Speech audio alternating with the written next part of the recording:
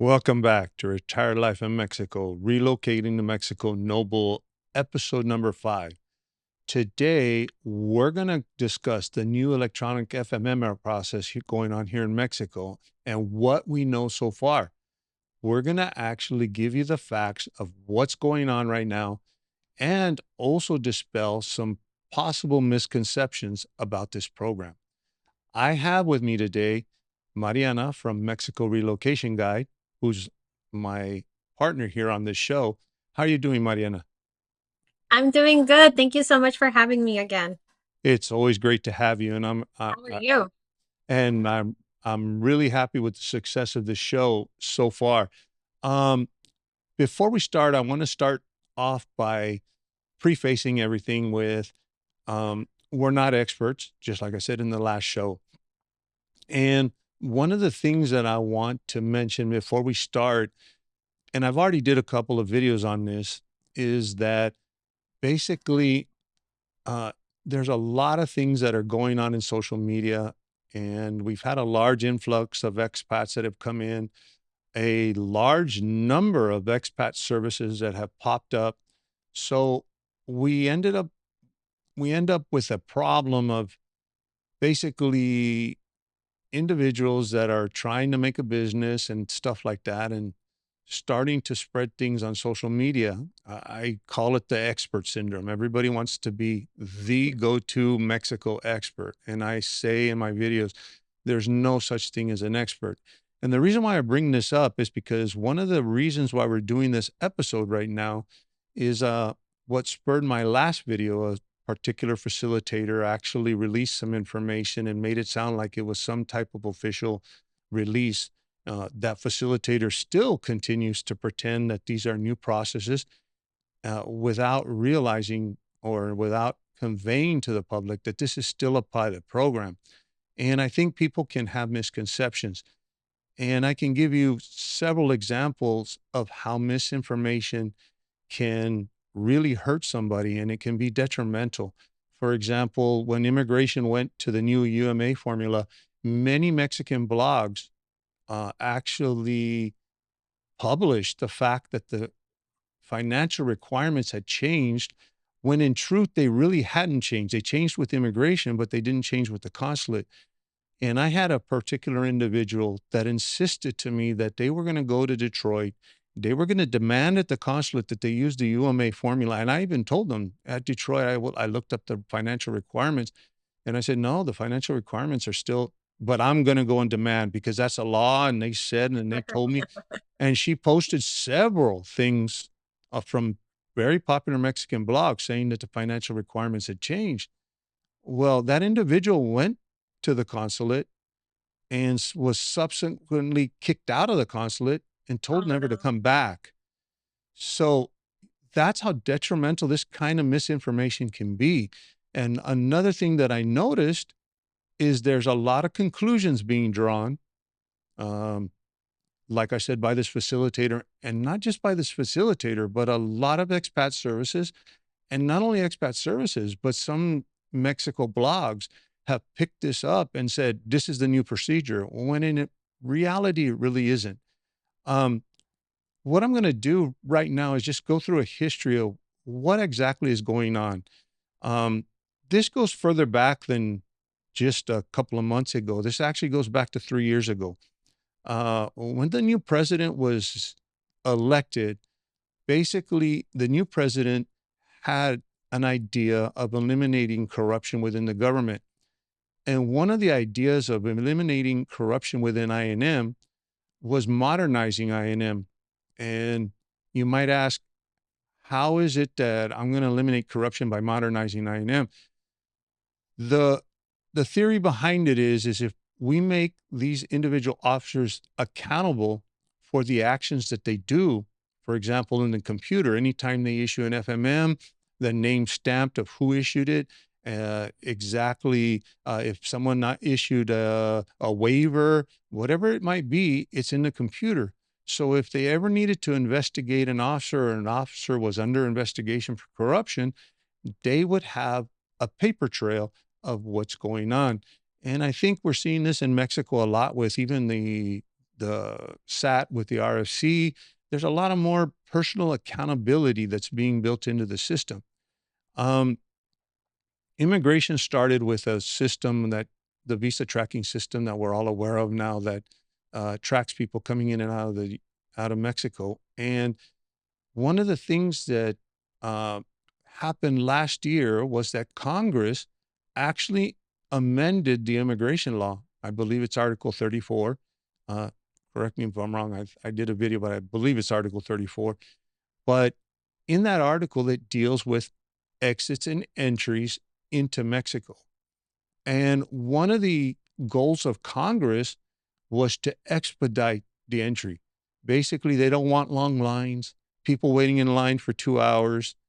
And this is the purpose why they're doing this. They're doing it to expedite the entry. Actually, matter of fact, I think in Cancun, when they did the actual press release, they said that they were going to be able to reduce the time down to 30 minutes. So one of the things that they did was they amended the immigration law to say that immigration could use technology to actually or implement technology to expedite the entry and exits of individuals into Mexico and out of Mexico. Well, that law, it passed. And of course, it wasn't published till this year, but I think immigration, they were already funded to do a lot of this stuff. Uh, they actually have been doing a lot of stuff. They've been doing making you're able to pay now with your credit card for your residency. There's a lot of changes in the immigration computer system. You can now get your card printed out when they have cards to print out. So your wait time to get your card is in a couple of months. It's either the same day or a couple of weeks. So immigration has been in this process of modernizing. Uh, and now that the law passed, they are now starting this new process of making electronic FMMs. And one of the things that was mentioned by one of the congressmen when they actually passed this bill was that the reason why we're passing this bill is because eventually the paper FMM is going away. That's what they actually said. That's what Congress said. So this is something that has been put upon immigration to do. So that's a little bit about background. And what I'm going to do is start off with questions. Um, and the most basic one that I'm going to ask of Mariana, I'm going to ask her the questions here because she's the one that's actually out there seeing what's going on a daily basis. She deals with individuals that are moving to Mexico. So a lot of times she sees things that I don't see, on a daily basis. Things are constantly changing. One of the things we need to remember about all of this is that it's constantly changing. There's Yeah. no set procedure yet. So what we're going to do is we're going to actually tell everybody what we know now. But I think what everybody needs to do is keep this in mind. Things could change just because of what I've said today might be, might not be what's going to happen tomorrow. So first question that I have, Mariana, is exactly what is an FMM and why do I need one? Because I've had several people ask me that question. What's an FMM? Yeah. Individuals that may be starting to look into Mexico. What is an FMM and why do I need one? Yeah, that's a great question. And yeah, we get that question all the time too, because, we're so used to this lingo or these like acronyms that we use. And if it's your first time researching Mexico, you might not know what an FMM is, what INM stands for, all these acronyms that we use consistently. An FMM is a forma migratoria múltiple. And that basically translates to a form, an immigration form that has diverse different uses, like multiple uses, right? It can be used for a variety of things. For tourists, it's a means to essentially get permission to enter Mexico and stay for a determined amount of time, which is written on your FMM, how many days you're allowed to stay in the country. Depending on which country your passport is from, you're either given the FMM upon arrival, or you have to ask for it in advance at a Mexican consulate. Specific countries like the United States, Canada, Japan, any country in the Schengen area, Argentina, Panama, a lot of countries in Latin America don't require to get an FMM in advance. You're given one upon arrival in Mexico. And there's a variety of other countries. I just don't know them all because there's dozens. But those are the most important ones, right? Like the ones that we see a lot of people at least watching your channel and my channel and conversing with us. So you're given that once you arrive at Mexico, either at a land border or through an airport, which are both, borders for whatever country you're flying in from. At a land border, it's actually your responsibility to stop by immigration and get your FMM. So nobody's gonna give it to you. Nobody's gonna ask you to go get it.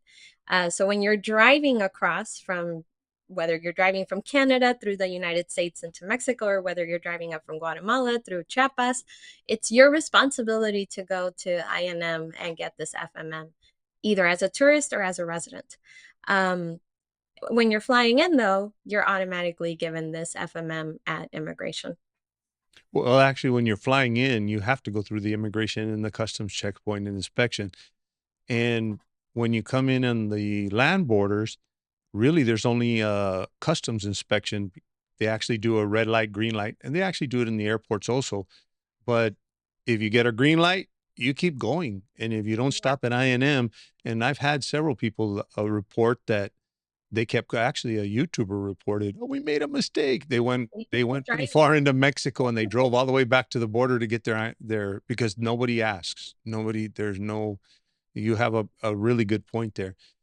Um, so this FMM, you have to fill it out. It's a form, and then you present your passport to INM or to the immigration officer, and that's where they give you the actual permission. Am I correct, or how does that work? Correct. A lot of people are under the assumption that because you are a passport holder from like Canada or the United States or one of these countries where a pre-authorization or a pre-visa isn't required, that all you have to do is just come to the country, just fly in, and then you're going to be automatically given 180 days. And that's not exactly accurate. Um, so there's two things here. One, let's talk about the land border, and then let's talk about airports because it's like a slightly different procedure for each. Exactly. Um, for land borders, you have to go to INM, you fill out a paper. There's two parts to this paper, a top part and a bottom part. You're going to have to fill out both, and it's very repetitive because you have to fill out a lot of the same information on both parts of the same piece of paper. You present it to an immigration agent, which is different from customs. So customs are the people that are ensuring that you're not bringing in anything illegal, and immigration is making sure that you are legally able to enter Mexico, you as a person. Um, so you turn this into immigration at the land border. They check your passport. They check that the information on your FMM is accurate. They stamp your FMM and they write in the number of days that you're allowed to come into the country. So keep in mind that even though you can get up to 180 days, it's not a guaranteed automatic 180 days. You should check to see how much is written on there. And if you don't understand somebody's handwriting, you should verify that with them before leaving that immigration counter. This is land borders. Now, if you're flying in, there are two ways this is done now because some airports have implemented a new procedure and the majority of international airports have not.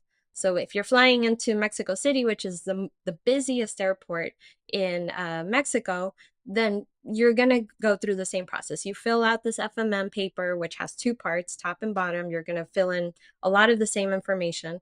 Most likely, the airline is going to give you this form before you land at the immigration area in Mexico because they want to help accelerate that process for the immigration agents.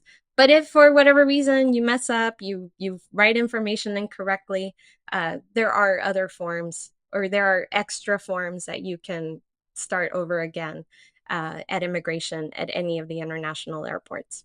Um, Pro tip here, by the way, the format of which Mexico uses dates is always day, month, and year, not how we do in the United States, which is month, date, and then or yeah, month, date, and then year. So keep that in mind, just And, FYI. and this brings me to the actual first, as far as land borders, pro tip. Usually, the immigration office, if you ask, because you usually go through customs, there's that red light, green light. It's usually in a building that is on the entry side of the port. And then all you do is go into that building. That's also where you can get your temporary import permit. Usually, SAT and immigration are co-located together, so you can do all your paperwork there. Um, Many people say, "Well, I didn't see any building. It didn't say anything." Just ask. There's no Yeah. problem. You just say immigration, and they'll point you to that office. Now, as far as the airports, one of the interesting things that I noticed that you mentioned was the fact that you have to fill out this form and it takes you some time. That brings me to the next thing, is this electronic FMM process. Several airports, which I discussed earlier and of course explain what's going on, several airports have implemented a pilot program. They're still in the process of doing this to issue an electronic FMM so that that process is not so lengthy and the lines aren't lengthy, people aren't filling out forms, and you just go through. Can you explain this pilot program, which airports actually are doing this pilot program right now, and what is exactly happening when individuals come in? Is is the procedure varying from airport to airport, or is it the same at each airport? Now, I know at the beginning there was some people that were saying that when they exit for residents, which we'll discuss later, that they didn't have to go, and then other people did at other airports. What are we seeing? Is there, maybe it's gotten more consistent, but more or less, what are we actually seeing at this with this pilot program at these airports? First of all, which airports? And Yeah. second of all, what are we seeing as far as the process of going through the immigration line now at these airports versus what we just talked about in the paper, filling out a paper, giving it, and having the immigration officer write the number of days? Can you explain that process?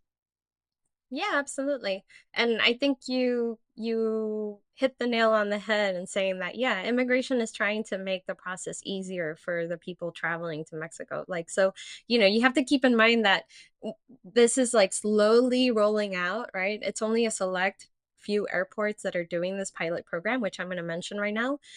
But keep in mind, there are still some kinks being worked out. So like whatever we say today could be different next month. That's I'm just gonna leave it at that. The airports that are doing this are Cancun, Puerto Vallarta, Guadalajara, Felipe Angeles, which is the new airport outside of Mexico City, La Paz. So those are the airport, La Paz and Baja California Sur. So these are the airports that are rolling out this new digital FMM, and there's nothing to worry about. If you're flying into Mexico, it's very straightforward. The process is very similar, except that now instead of you having to fill out that paper FMM, instead of you having to like correctly put down what address you're going to be staying at, what are you coming for, whether it's tourism, business, or other, what's your first name, last name, middle name, uh, all those things, right? Instead of you having to fill that out, well, now the agent is going to be asking you like what airline did you come in through, all this information. They're going to look at your passport, then they give you a stamp. Now, depending on how you're coming in, if you're coming in as a tourist, they're going to stamp your passport and write down the number of days I'm sorry, they're going to stamp your passport with the number of days that you're allowed to come into the country. So, and then they're going to ask you there's a QR code that they have there, probably laminated, depends on the airport, but they're going to ask you to scan that QR code, and that QR code takes you to a portal where you can actually get your FMM. So like the digital copy or the digital confirmation, right? Of instead of you having that piece of paper like you do at some other airports, well, now you have it in digital format. So you have to go through that QR code, create an account, upload your documents, put in your airline, what airline you came in through, your flight information, and then it's going to actually give you an FMM. But once you get through that immigration counter at these airports, Cancun, Puerto Vallarta, Guadalajara, AIFA, and La Paz, you get a stamp. So that's a little bit different, as opposed to you getting a tear out from the previous FMM process. You would get a tear out of the bottom piece of that paper, and that would be basically your permission or your permit, right? To Mhm. show if in case you ever got stopped that you are legally allowed to stay in the country. And there was a lot of problems with people losing that piece of paper. Yes, it's so inefficient, So so so inefficient. so this program is gonna eliminate that because it's all gonna be in the computer. And one of the other things that I wanna note, this program is gonna be even better because when they're doing immigration checks, instead of having to detain you, take you back to the office, see if the FMM, they'll be able to look it up on the computer. I mean, or on their phone. I'm almost sure that Allegedly, immigration right? We hope. it this is what I'm hoping that'll eventually Yeah. happen. We don't know, but it could have very good implications for everybody in not having to worry about losing their little card. And Yeah, it's super important, now, especially if you're going to be traveling for an extended amount of time. That piece of paper is so easy to lose. It can get stuck in I mean, if you're like me and you travel with a lot of pieces of paper because you have like maybe a lot of reservations in different places and you like to print everything out, it's easy for it to get like shuffled in all of your other things. And it's happened to me before. I'm guilty of this. I've lost that piece of paper, and it's a pain in the butt to get a replacement for it. Not only that, you have to pay a fine. It's a headache. It's mhm. stressful. So it's not easy. So this hopefully is helping alleviate a lot of that problem. And it also alleviates a lot of problems for immigration too, because when you get, I talk about all these immigration stops in my video. And one of the reasons why people were being detained, and I'll go back to the detention part, was because when a person didn't have their original documents with them, immigration has to verify that you're here in the country legally. And the way they used to do it, or they're still doing it now, is Yeah. we're going to take you back to our office. The process could take a couple of hours. It could take a couple of days. And then once we verify your paperwork, then we'll let you go on your way. It was never a matter of we're going to deport you because you don't have your paperwork. It was a matter of we can detain you to make sure you're here legally. Um, but this process now, it seems, is going to alleviate a lot of that stuff because they can, I mean, with technology, and this is like we said, we hope, uh, pie in the sky, is that they'll Yeah. be able to just get on their phone and check and or make a phone call who somebody's on the computer and they say name, date of birth. Yep, this person has it. And then not only that, but they'll have a passport stamp. So they'll be able to prove with the passport stamp. And Or if that you immigration, have this, or that you have it on your phone, right? That you have your exactly. portal and you can show them like it can't be You can log in it from can't your be phone and faked. exactly. So I think it's a good thing. Now, let me ask you this. This brings me back to the paper FMM. We talked about the little card. One of the things that I was noticing with the reports that people were making was that the airline was still passing out the FMM card. People were filling it out. And also, people were even going online and doing the electronic FMM. And then once they got to the counter, the INS agent was grabbing it and throwing it away. Now, do you still have to fill out a paper FMM, or has that changed uh, since the beginning Yeah. of the pilot program, or is it now that you Only just? only at these airports, Cancun, Mhm. Puerto Vallarta, Guadalajara, Felipe Ángeles or AIFA, and La Paz. Those are the only airports right now. Keep in mind. So if you're flying into Huatulco or Mexico City or Mazatlan or uh, anywhere else, you still have to fill out this paper. So And very important to keep that in so mind. So they have resolved the issue at the pilot program airports where the airlines are no longer passing out the paper FMM, because I think at the very Oh, yeah. beginning they were passing it out, people were filling it out, and it was just going into the trash, is what Yeah. most people were reporting. I haven't seen anything recently, and I don't know if you've heard anything. I'm sure the airlines are catching up as fast as everyone else is. Like, I'm sure the government didn't really announce to the airlines, maybe not in a really like succinct way to make sure that, they weren't just like passing out, confusing their passengers. Um, but no, you don't have to fill it out at these airports. Now, this brings me to the next question, and I think I'm going to go one by one. Is when you enter Mexico, you could be entering Mexico for different reasons. For example, I'm moving here, which is a canje, which we know as a canje. Another reason would be I'm coming back from vacation and I'm a temporary or permanent resident. And the third reason, of course, could be because you're a tourist. Let's go into the first. Um, what if I'm coming in on a Canje visa? That's usually a visa that's issued by the consulate that says you got approved for temporary residency. Now go to the immigration. What's the process? How is, how is that being done with this electronic FMM process? Uh, what happens? What's the procedure when you're coming in Canje? Yeah, so very, very similar. Except you have to also, this is also one of those mistakes that some people make that then ends up canceling their residency and then they have to start over again. So be very, very careful when you're coming into Mexico for the very, very first time as a resident, whether you're coming in on the land border or whether you're flying in. In fact, I would say land borders, it's even more crucial for you to be very specific with that immigration agent. So let's discuss land border first. If you're coming in through a land border, meaning you're driving across from, again, Guatemala or the United States, you have to stop at INM. Show them your stamp and your passport, which is basically a full page laminated visa, It's, right? it's actually a visa, yes. Hmm. That says, you have 180 days to that it's only valid for 180 days, essentially. You come to Mexico, you show them that, they will give you an FMM. It has to be put into their system as canje, Canje. If it's put in as a tourist, then that negates your residency and you have to start over again. So you have to be very, very, very specific with the INM agent and tell them I'm coming in for canje.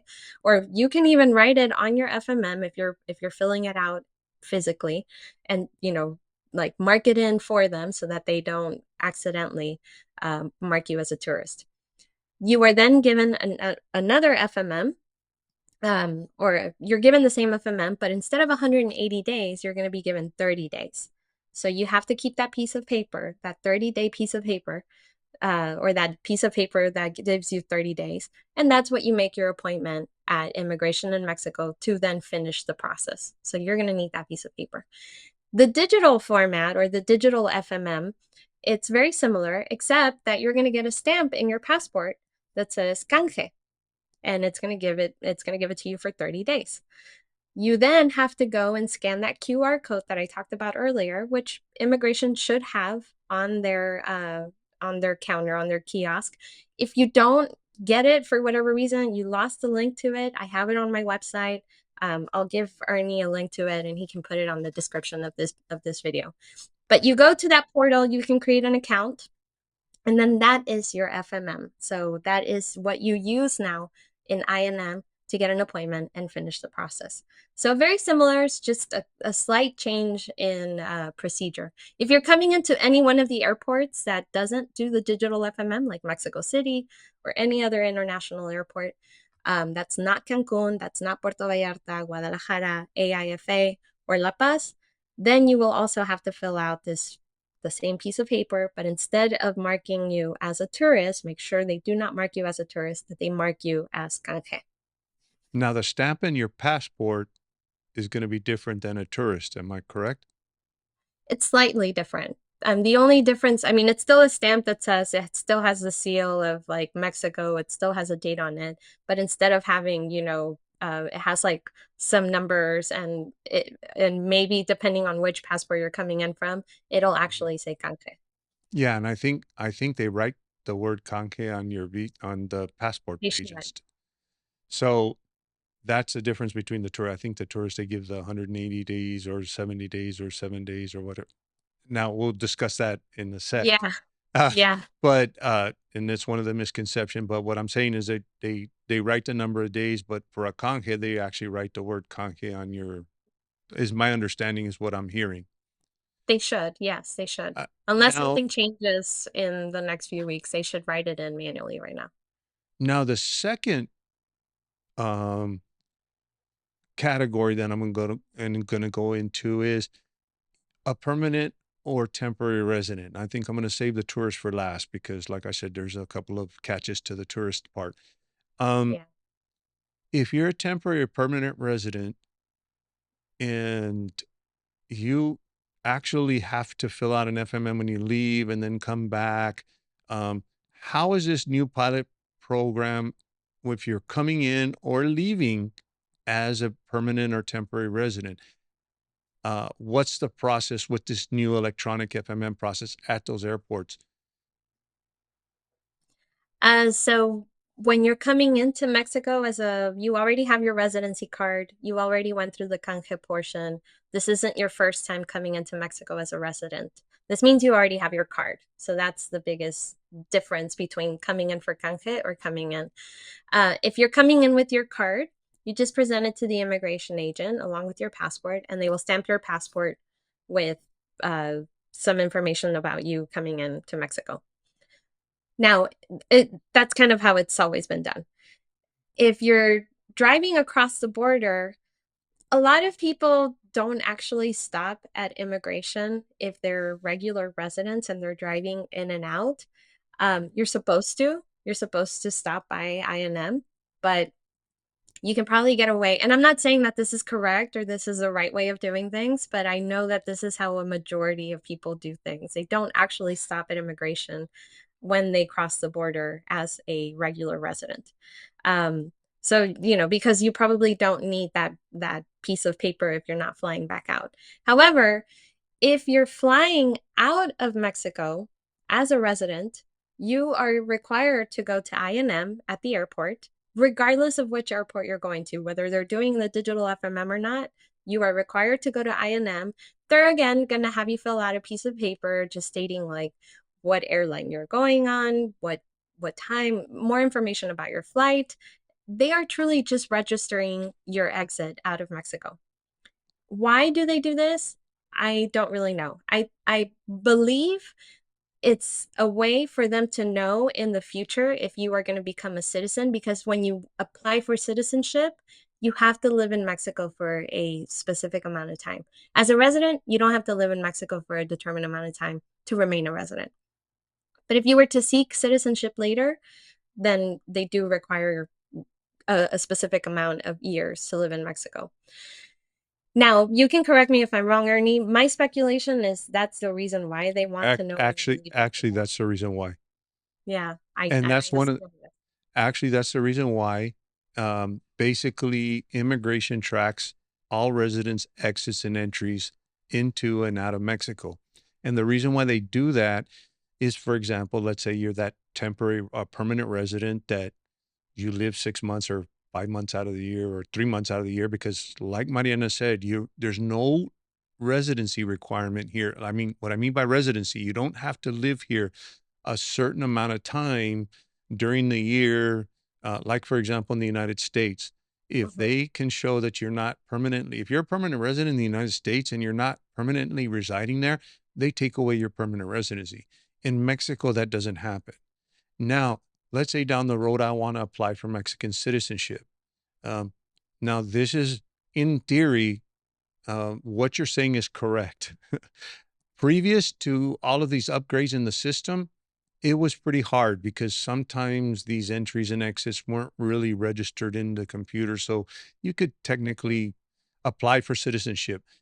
The the purpose though of, and actually the FMM is called Forma Migratoria Múltiple. The reason it's basically, if you translate it into English, is immigration form, multiple immigration form, or for multiple purposes. One of the purposes is to track entries and track exits. And then also, like you said, for a person coming in a canje, that's one way. For a person coming in as a tourist, that's another reason. And for a resident, they track your comings and goings for that reason. Um, and I don't know how the system actually works, but probably the amount of time you're out of Mexico doesn't count towards your 5 years or whatever you need to live here in Mexico.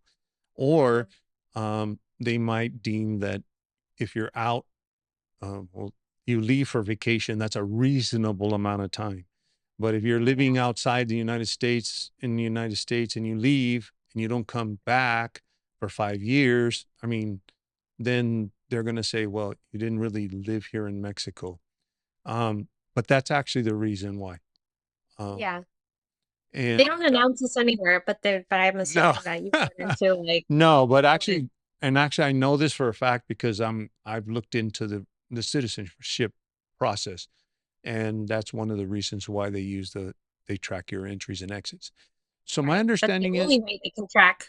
exactly, and now it's going to be more accurate because it's going to be in a computer system that they can actually check. Exactly. Um, so you're So still for the digital version of that, all you have to do is go to the same INM office that you would before the digital format was implemented into these airports.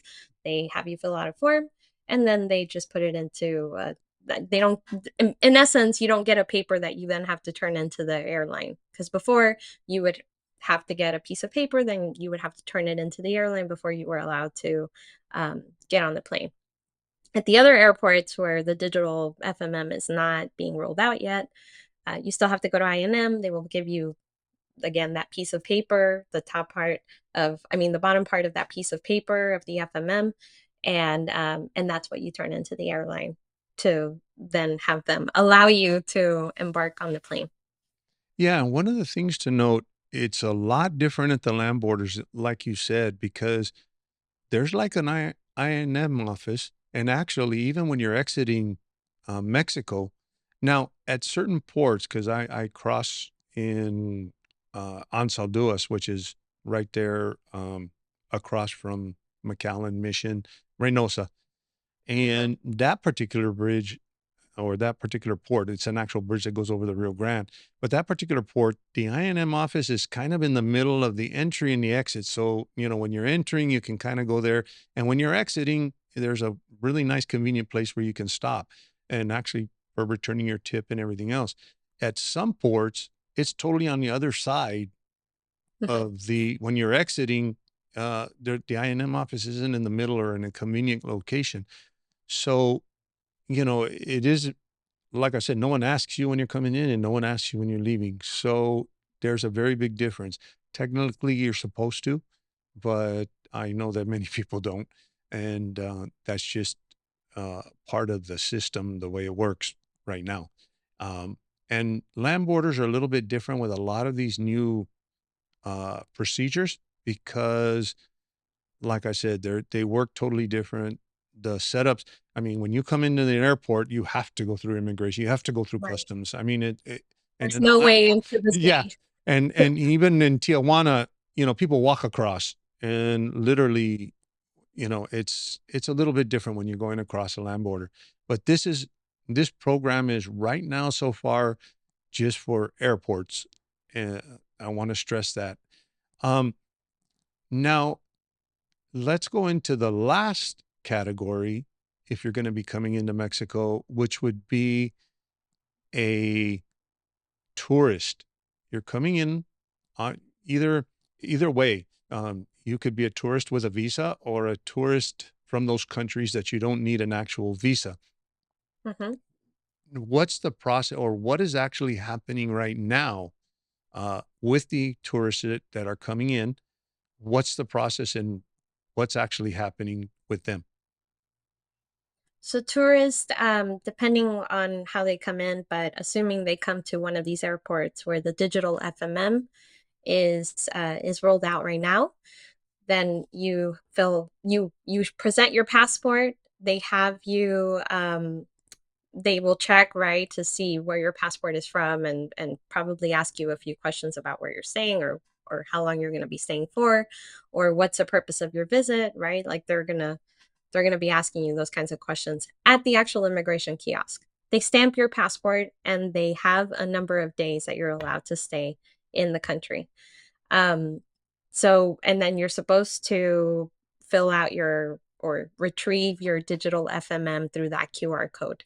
Create an account, upload your documents, put in your flight information, all that thing, all those pieces of information to get your digital FMM. And that is your proof, right? That you have permission to be in the country. Now, right now, at these That's what I was going to airports, ask. I'm going to ask this question. Actually, let me ask the question. Is Okay. it is it true that everybody that is coming in through these airports, are they receiving 180 days automatically? Yes, it is true currently. Out of all the customers that I've worked with, out of all the facilitators that I work with in these cities that handle hundreds of customers, either coming in as tourists or coming in for canje, they know, right? And from me, from asking my actual customers who might not be coming in for canje, they might just be coming to scout the area and they're coming in through these airports, are all getting 180 days. Now, this is one of the things that I want to bring up. And I'm going to say something right now that I'm going to discuss this issue right now. The problem, and that's why I put facts versus misconceptions. Yeah. Everybody has been getting 180 days that I've seen, that I've reported. You just said everybody that facilitators you've talked to, everybody's. The problem is this has gone crazy on social media that this is somehow some new policy that not only are they doing digital FMMs, but the 180-day FMM is back. Yeah. Because at one time, you used to just say, I want 180 days, they would give it to you. I want to dispel that. 180 days is never guaranteed. I wanna stress that. The reason why I'm saying that is in my video, I said that immigration law was changed. Nothing in the immigration law has changed about the discretion of the immigration officer giving you the amount of days that you need. And this is stuff that I have personal knowledge of. And so, and the way the immigration system works. And so that discretion has not gone away. I repeat, That discretion has not gone away. um, and We can't use that voice and then not address it, please. That's the best thing I've seen all week. Like, uh, what I want to stress here, and this is the problem that I'm seeing, is that a lot of blogs are picking this up and they're starting to say these are the new procedures. This is what's happening. And they're actually breaking it down. There was a Mexican news blog that actually broke it down. 180 days is now in the new norm. This is what they're doing. That facilitator that I talked about is actually posting on their website. These are the new procedures for INM. These are not the new procedures for INM. This is a pilot program that's being conducted so that INM can figure out what the procedures are. So one yeah, of they're the learning. things, they're still developing this program. Now, with that being said, I'm going to say another thing is that 180 days may become a norm. Maybe they might be doing this as a way of saying, well, when a tourist comes in, it's very convenient for us to just give them 180 days and not worry about it in the system. The other thing is, I'm very familiar with a glitch in the system at several airports in which, even though the immigration officer gave 7 days, 14 days, 30 days, in the system automatically issued 180 days. A lot of facilitators had issues with this because they would try to get regularization for their clients. And when they would attempt to get a regularization for their clients, even though their paper FMM was actually expired, inside the computer system, it still showed they had a 180-day FMM, even though the physical FMM says 7 days. I don't know if it's a glitch in the system. The immigration officer was lazy and just said, boom, and punched the button. But that could also be another reason why 180 days is being given. Now, Yeah, they might not have a way of giving us the exactly. 180 days And yet. one of Has the a bit. things one of the things that I want to stress right now is that anybody telling you that the new procedure of 180 days is a new procedure and a new policy is wrong. Now, anything that anybody says about 180 days is speculation. Mhm. So right now, everything that's going on, the procedures, even the way they write it in your passport, because one of the things, actually, someone brought this up, especially for residents, if I come and go and they stamp my passport book, I'm going to need like 50 million pages because, from all the stamps. And that's Yeah. a very valid thing. So they may Yeah. have to correct that.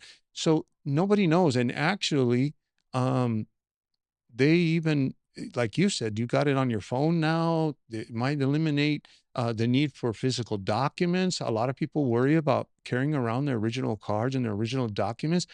Yeah. A lot of things can change for the better. I always say this, for the better, but we can't assume that 180 days is the new norm. And if it becomes the new norm, I know the next question: what about border running? It's going to come back. Yeah. Border running is no longer an option. The reason Yep. why I say that is, even if they give I don't know, any tourist that wants to come in, it's easy to give you 180 days and just stay and have fun in Mexico as long as you can, just as long as you don't overstay it. Um, Immigration has already put in a system that tracks people coming in and actually flags people for doing repeated entries. So if 180 days comes back, guess what? What's going to happen is, when you go, you leave, you turn around, and you come back, they're going to see it in the system.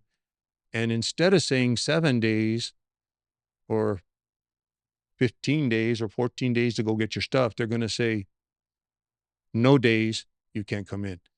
So just remember that it's, you know, uh, yes, some people are still getting away with it on the land borders because, like I said, the land borders, like we've discussed, the land borders are still a little bit behind. Number one, they're a little bit behind on the infrastructure. Most of the infrastructure that's been upgraded is upgraded at the airports first, and then the land borders are second. So uh, just keep that in mind when you do all of this It's stuff. the same in the United States. The land borders were the last ones to get upgraded on the Sentry Pass and all that, you know. Exactly. And even with Sentry, I can tell you right now, the Sentry lane. When I go cross into McAllen, the Sentry lane is like closed 90%. I mean, I think I've Yeah. seen it open once or twice. Yeah, I've So heard. I actually discussed getting Sentry. Actually, before I moved to Mexico, we discussed getting Sentry because we came back and forth to Monterrey a lot. And when we saw that it wasn't, that Sentry lane was never open, it was no, and even worse, people that weren't Sentry would still go through the Sentry lane. So it never made a difference. Yeah. But yeah, so the land borders are different. But I think one of the things we need to keep into consideration here, and it's what I discussed at the very beginning. One of the things that I've noticed is we have a lot of, and we're going to wrap this up with that last question that I just asked you, and I'm going to wrap this up now, is that we need to understand that immigration is in flux right now. They've been in flux for the last 2 years, trying to figure out new procedures and processes and how they are going to do a lot of things. And we've also had an influx of a lot of expats that have come to Mexico. There's a lot of discussions. There's a lot of negative reports about gentrification, depending on who you talk to. Mhm. One of the things that has come along with this influx of foreigners has been the influx of expat services. I've never seen so many expat services pop up. And one of the things is that everybody, I call it like I said, the Mexico expert syndrome. All these expat services are rushing to release information, rushing to put it out on their Facebook group, rushing to put it out on their business page that this has changed, that's changed. They want to look like the expert. They want your business. That's what you need to understand. And I'm not putting down a business. Mariana runs a business. But what I'm trying to say is that some of these individuals aren't doing their research. And we saw this in what happened with this facilitator that I did a video on. And many people said, oh, well, this facilitator made a mistake. Well, you know what? This facilitator happens to be one of the I guess I tried to keep her name out of it. I tried to keep the name out of it. But this facilitator happens to be one of the go-to peoples with everything Mexico. And this facilitator should have known better than to release this and make it sound like all the airports, as a matter of fact, the first post was all the airports have gone to the system Yeah. and they've changed everything. This facilitator even changed their website. These expat services have a fiduciary responsibility when they release information to do their research. You know, one of the things that I noticed about Mariana, and I can say it right now because I keep in contact with her, is when all of this stuff came about, she started reaching out to facilitators. And we're not just talking about facilitators in one place or facilitators. All of us. No, she reached out to facilitators in all of Mexico. She reached out to contacts in all of Mexico. And she did her research. And this is what we have now. Okay. But to go out and release information because you read it on a Facebook group, it doesn't matter how many members you have on your Facebook group. It doesn't matter how many immigration processes you've done. What I always say is there's no such thing as an expert in Mexico. We all come here with different experiences. Mariana has the experience. And one of the reasons why I'm doing this show is because Mariana has the experience of seeing this on a daily basis. Yes, I have experience in having worked with the Mexican customs, having worked with Mexican immigration, having worked with throughout Latin America on a diplomatic level, on a high level. But that doesn't make me an expert here. It just makes me a little bit more experienced than somebody else in a certain area. So, you know, I think what everybody needs to do is take all of this information with a grain of salt. For example, hey, they're giving out 180 days. Take advantage of it now. It may not be here tomorrow. Mhm. But that's what I think we need to do. And like I said, I have nothing against expat services. As a matter of fact, I back one right here. And I don't ask for, I'm not even an affiliate of her business. Um, and I do it because I see where the integrity lies. There's a lot of good information out here. Some of these blogs that have released this misinformation, some of the blogs that released the information last year that the financial requirements had changed, they have a wealth of good information. It's just a matter of being, and even this facilitator has one of the most informative websites in moving to Mexico, even wrote a book that I even used and I've used before to actually do my research. So I'm not saying that this person doesn't know anything or not an expert or anything else, but my point in this whole thing is that when you get a piece of information, verify, do your research, and don't take a word, just somebody's word for it. And just because someone came in 180 days, and I always use this in my safety videos, just because somebody drove down a certain highway that I said was dangerous and made it fine, doesn't mean that everybody's going to make it fine. We tend to generalize that. And another problem we have is it's human nature, and I'm not going to beat a dead horse, but it's human nature. We always want to tend to believe what we want. We always tend to believe what we want to believe is the truth, not Mhm. necessarily what the truth is. You know, so what happens a lot of times in these Facebook groups is when someone says, we want to believe that immigration is going to start giving 180 days. So everybody takes that as fact because that's what we want to believe. It's So convenient. Yeah. it's convenient to believe it. Research is key. And one of the things that I like, and I always praise at the end of our episodes, is one thing that I love about Mexico Relocation Guide is it's a no nonsense expat service.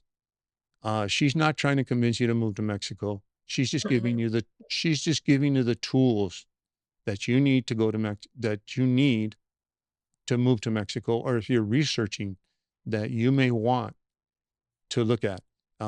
She writes articles, everything from even reasons why you might not want to come to Mexico, to reasons why you might want to move to this place or might want to move to that place.